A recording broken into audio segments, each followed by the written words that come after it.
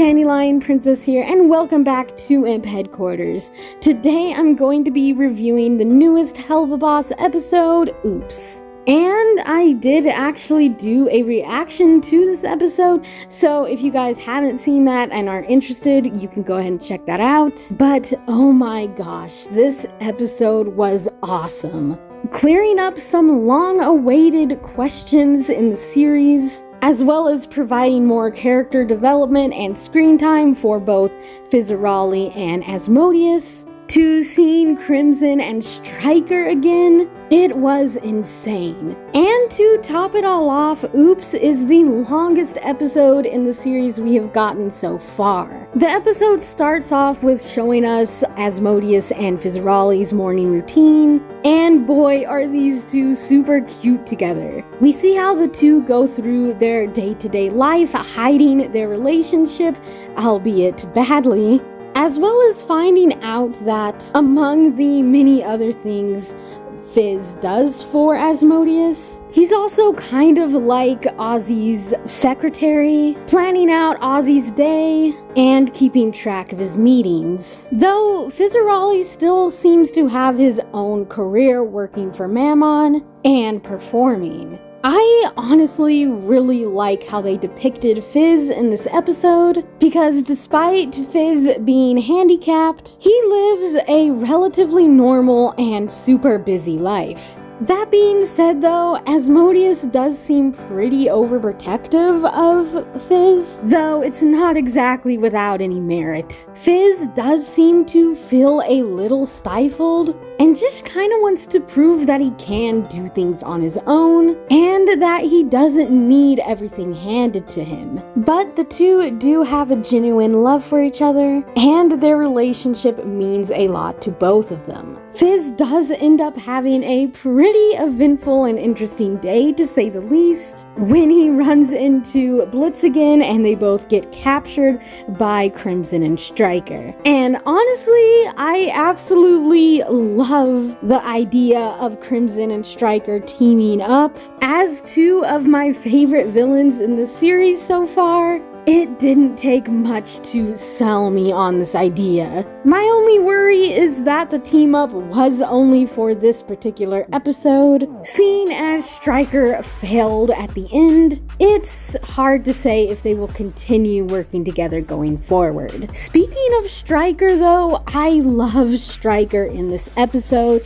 He is absolutely starting to come unhinged. His character arc is definitely an interesting one. He started off so in control, but his personal vendetta against Blitz and the rest of IMP is slowly but surely bringing out his more psychopathic tendencies, making him much more sloppy, yet still almost a bigger threat than what he was previously, because it's very personal now, and Striker is willing to risk just about anything at this point. I'm not sure when we'll see Striker again, but I do believe that now he will be physically marked by the fire Blitz set. Each encounter he's having with IMP is whittling him down to a shell of his former self. And yeah, I'm just glad that's kind of where they're taking this character. And this episode still hinted a lot at Striker's past, so that will be super interesting to learn at some point later on as well. Speaking on Fizz and Blitz's relationship in this episode, I think it was handled so well. The two very much have a good back and forth, even when they're just arguing. And honestly, they hit some very interesting and deep topics, even getting Striker to weigh in. I really do wish Fizz could have finished his thought at the end of the conversation before they got interrupted.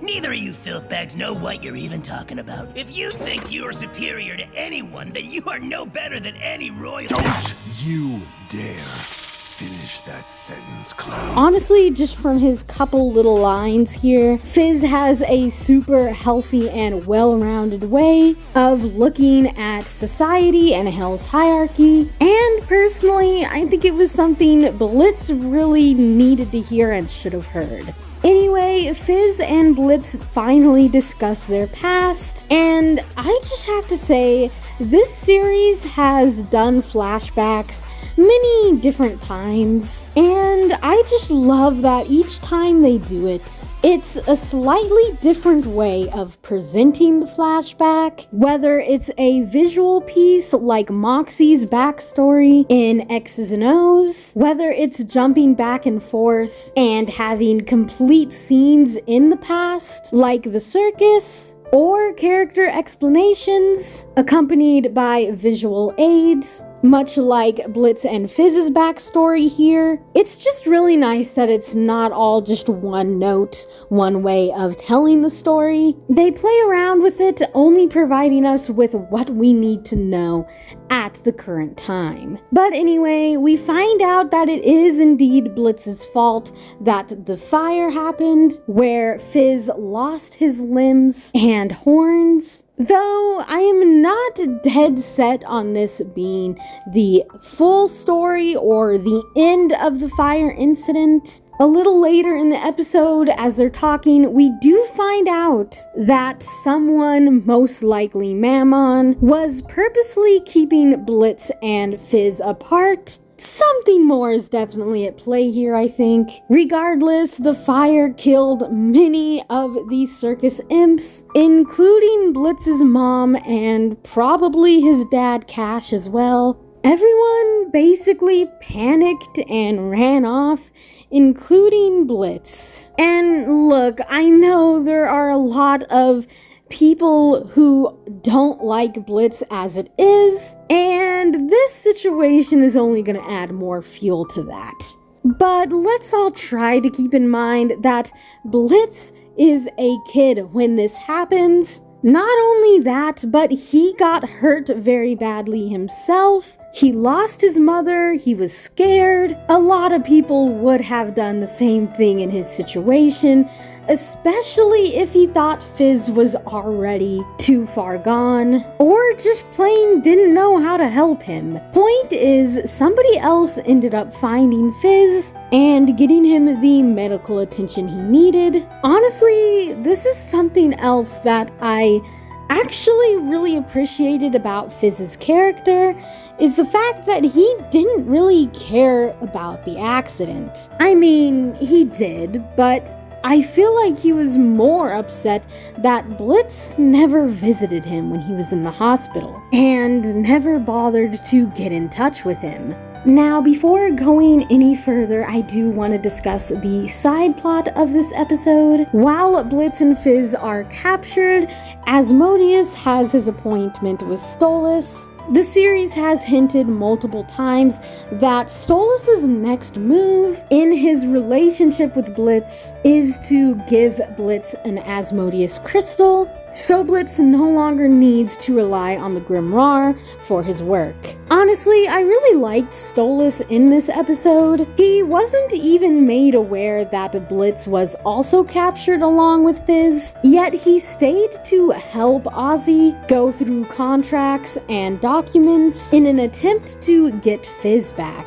I love whenever we get to see a more lighthearted side to Stolas, and see that he is just overall helpful and caring when it comes down to it. I also love the depiction of his relationship with Ozzy. When Ozzy was first introduced, he definitely came off harsh, giving the impression that he didn't really like Stolas. But seeing how the two are behind closed doors sheds a lot more light on the situation, that what happened at Ozzy's was nothing personal towards Stolas. Oz simply has to stand up for lust and all that it entails. I love that Ozzy literally brought up Blitz first, asking if Stolas was still seeing him. Not only showing that there's no hard feelings with the situation, but even implying that he is for it. Which definitely makes sense coming from Ozzy,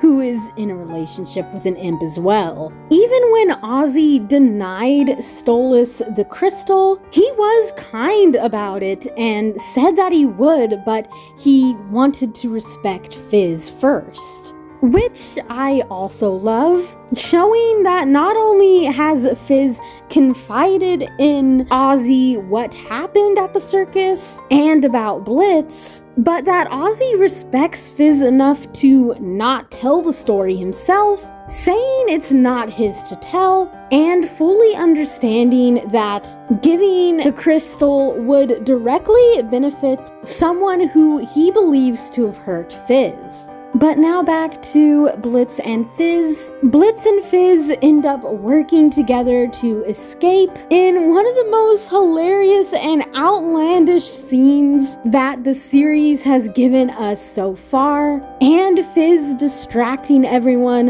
while Blitz works on their escape. Look at This is one of my favorite songs, if not my new favorite song of the series so far. It is so much fun, and Fizzarolli's voice actor Alex absolutely nailed it. I was a little worried I wouldn't like the song, to be honest, because they were hyping it up quite a bit on Twitter, but man did it deliver, and I completely get why this song was a bit of a challenge for the songwriter Sam to write. The song also does an amazing job of showcasing just why Fizzarolli is so popular and what makes him such a great performer. The humor in this episode was very visual, which I honestly really liked, but the characters did get some really funny lines. The voice actors absolutely brought their A game for this episode. Of course, Alex with the song performance, but Brandon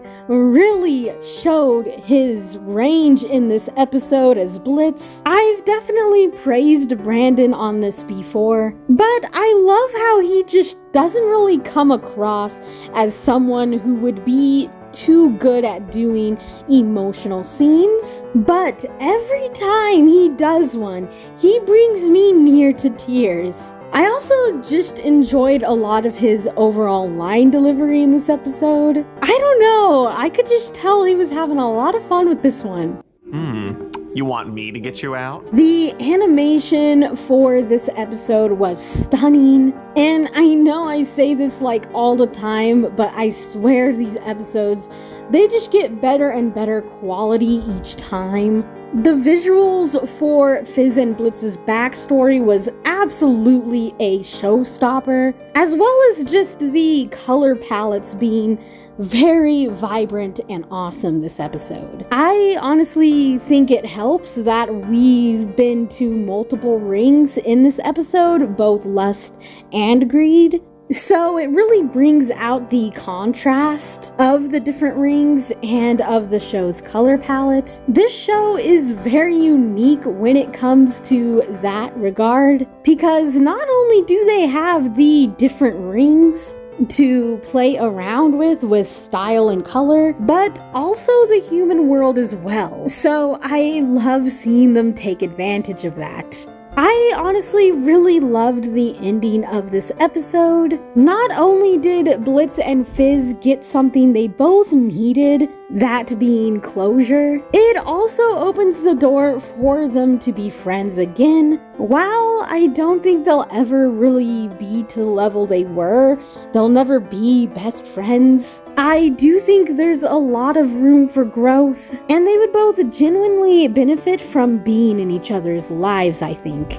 I also think it's a very strong story choice narratively, showing that not everybody will forgive you, not everybody has to forgive you with Blitz's sister Barbie, but if you can earn someone's trust, and they do decide to forgive you like Fizzarolli did, it can be a really special thing. Also, driving home the importance of found family versus blood relatives. Most of the Helvaboss characters are not in good standing with their blood relatives, but found what they needed and solace in each other. Overall, this episode was super heartfelt and super fun, and as always, this episode left me wanting more than ever. But that's it from me. What did you all think of the episode? What was your favorite moment in the episode? And how did this episode affect how you view some of these characters? Thanks so much for watching, and see you guys next time.